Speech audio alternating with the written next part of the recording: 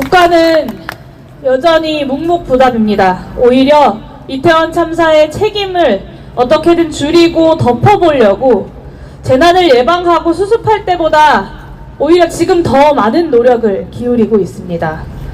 행정안전부는 이태원 참사 국정조사 결과 보고서에 법적 근거조차 없는 설명자료를 첨부해서 결과를 고치라고 국회에 제출했습니다. 이태원 참사를 어떻게 해결할 것인지가 아니라 이상민 장관에겐 아무 잘못도 없다는 게 그 내용을 고치라는 국회에 제출한 문서의 핵심이었습니다. 국회가 의결한 국정조사 결과와 이상민 장관 탄핵소추안을 정면으로 부정하고 반박하는 것입니다. 행정안전부가 곧이어서 가져온 재난안전법 개정안 내용도 마찬가지였습니다. 이상민 장관의 탄핵소추가 된 그 부분만 슬쩍 바꿔서 책임을 어떻게든 줄이려고 국회 그리고 그 위에 있는 국민들을 기만하려고 했습니다. 이뿐이 아닙니다. 헌법재판소에서 열린 이상민 장관 탄핵 재판에서 이상민의 변호인은 헬로윈데이에 사람이 모여 사고가 날 수 있어 대책이 필요하다고 하면 일반인 시각에서는 왜 국가가 관여하러 하냐고 물을 것이라며 중대한 위법이 없었다고 주장했습니다. 뭐가 두려운지 국회 측의 증인 신청조차 모두 거부했습니다. 국정조사에서 위증 혐의로 고발된 이상민 행정안전부 장관과 윤희근 경찰청장, 김광호 서울경찰청장, 한우섭 대통령실 국정상황실장, 김희승 서울시 행정 1부시장 등 모두 무혐의 처분을 받았습니다. 이 모든 일이 이태원 참사 159일이 되기 하루 전 어제 벌어진 일입니다. 이태원 참사 국정조사가 끝난 이후에 국가가 한 일은 이 사회적 참사를 어떻게 기억하고 책임질까가 아니라 윤석열 대통령 측근이라는 이상민 장관을 방탄하기 위해 국정조사를 무력화하는 데에 급급합니다. 탄핵소추를 막기 위해서 급급합니다.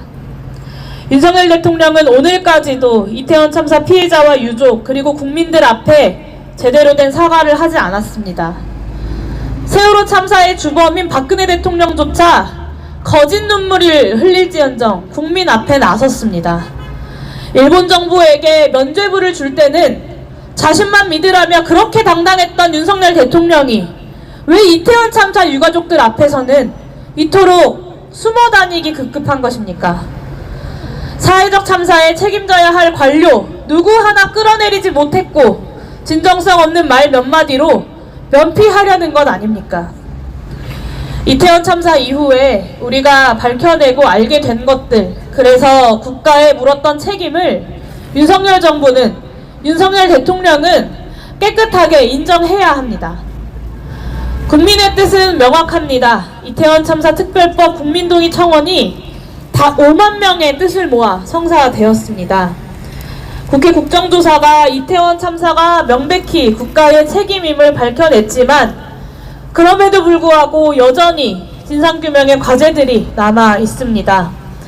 희생자 한 명 한 명의 마지막 모습을 되찾고 국가 방제 시스템의 빈틈을 온전하게 메우기 위해서라도 특별법을 통한 추가적인 진상규명은 반드시 필요합니다. 우리 사회가 사회적 참사를 되새기고 몸과 마음을 다친 이들이 일상을 회복하기 위해서도 반드시 필요한 법입니다. 이태원 참사 특별법 4월 국회에서 반드시 발의하고 진전시켜야 합니다. 국정조사에서 그러했던 것처럼 이상민 장관 탄핵을 성사시켰던 것처럼 야3당이 이태원 참사 앞에서는 당리당략을 내려두고 단호하게 윤석열 정부와 국민의힘 여당의 퇴행에 맞서야 합니다. 기본소득당은 언제나 늘 그래왔듯 야3당 공조를 공고히 견인해내고 유족과 시민들이 요구한 이태원 참사 특별법을 야3당 모두가 당론 발의로 함께 할 수 있도록, 그리고 빠른 시일 내에 본회의에서 통과돼서 진상규명을 향한 첫 걸음을 다시 한번 시작할 수 있도록 최선을 다해 가겠습니다. 고맙습니다.